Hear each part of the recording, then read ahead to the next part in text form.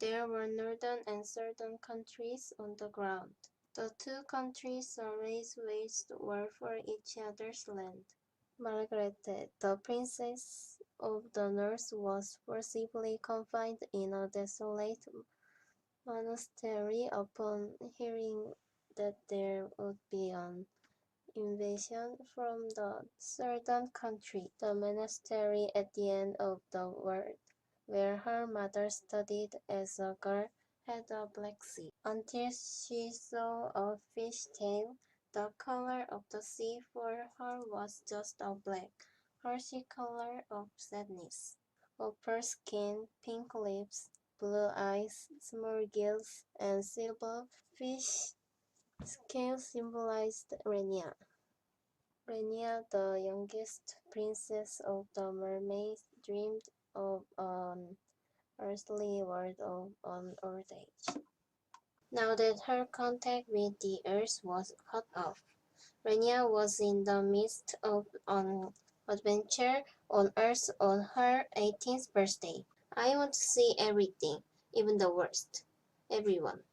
Renia left the palace and swam down to sea level, up fast as if being pushed by the current. When Renia got close to the surface, she found a group of men. The ship sank and everyone was submerged under the water. The white faces struggling to life shocked Renia. She saw a man holding a piece of wood.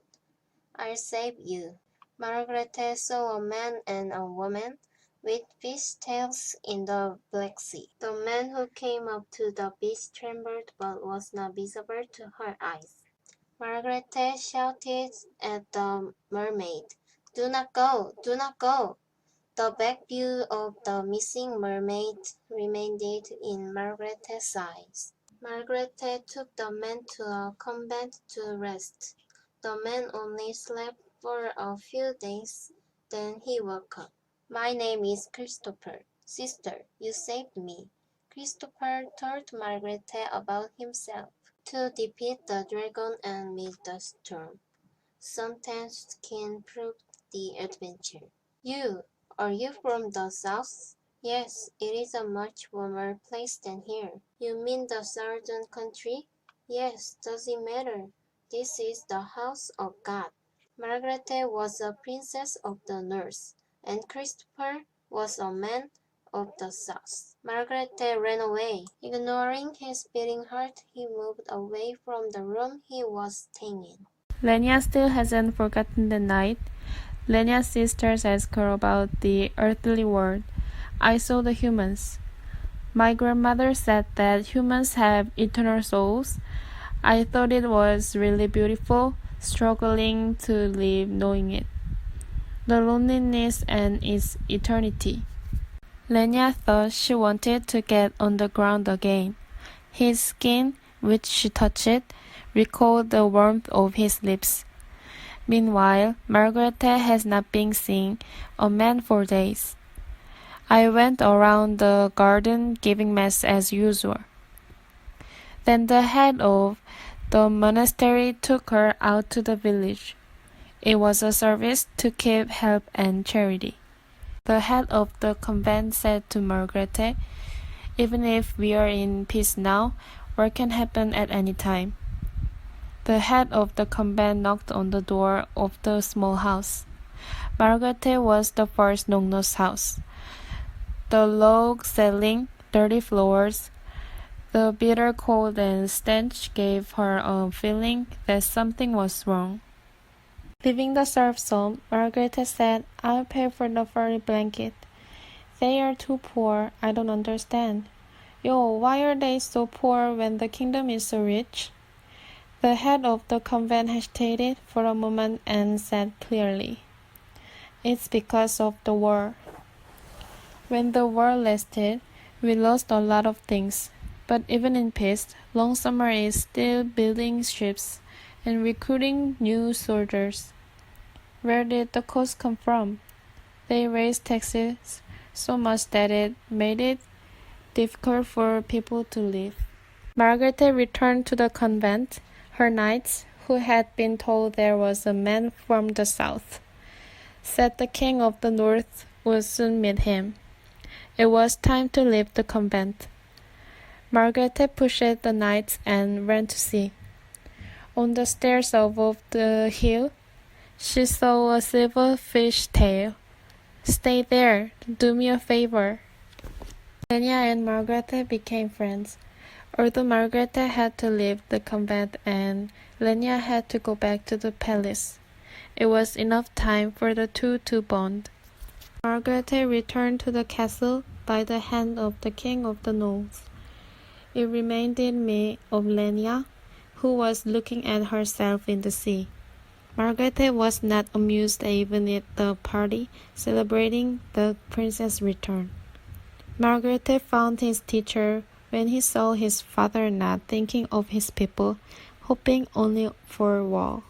So Margaret, crazy about war, decided to live alone.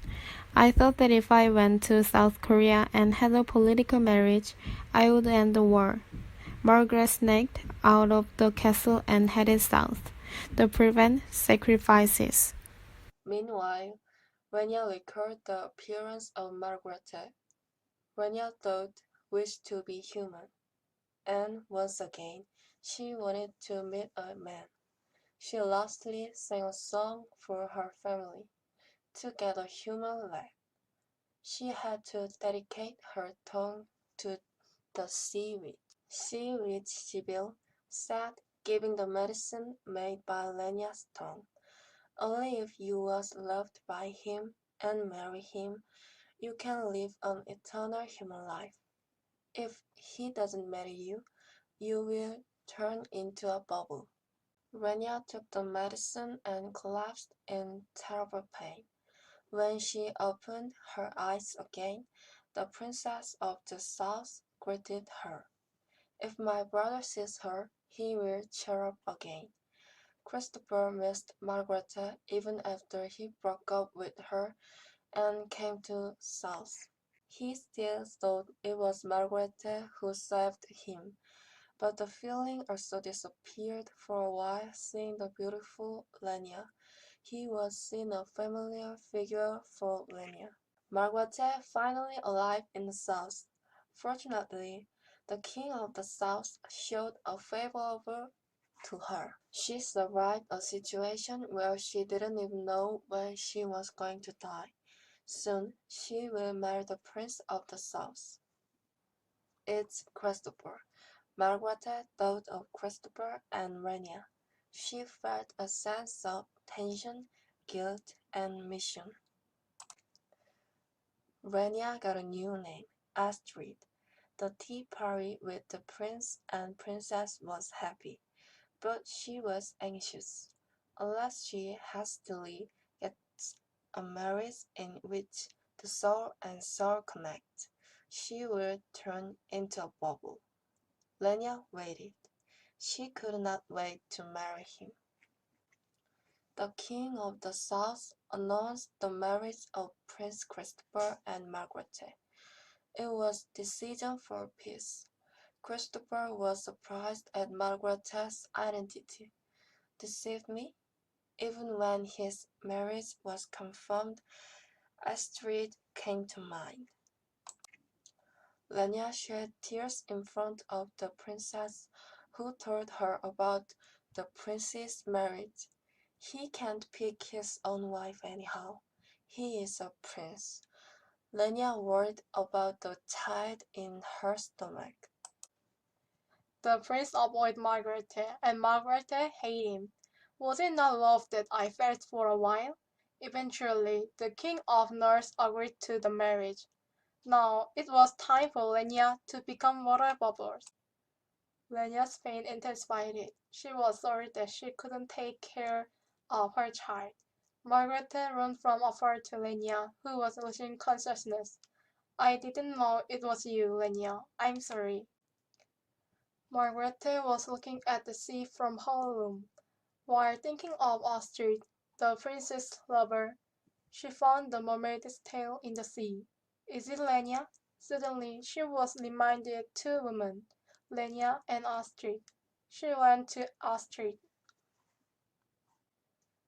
The marriage proceeded and Lenya prepared for the breakup. But Lenya's sisters didn't want to lose heart. They came on the wedding night and held out the knife at Lenya. If you put his blood on your legs, you can become a mermaid again. Margaret married Christopher. Same soul, same blood. When the wedding ended, she visited Lenya.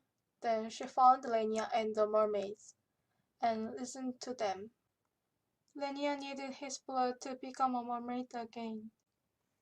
It doesn't have to be that way. His soul is my soul. His blood is my blood. Margaret sprinkled her blood on Lenya's legs. A mermaid tail was appeared. Lenya hugged Margaret and said goodbye to her daughter. Lenya found freedom from pain.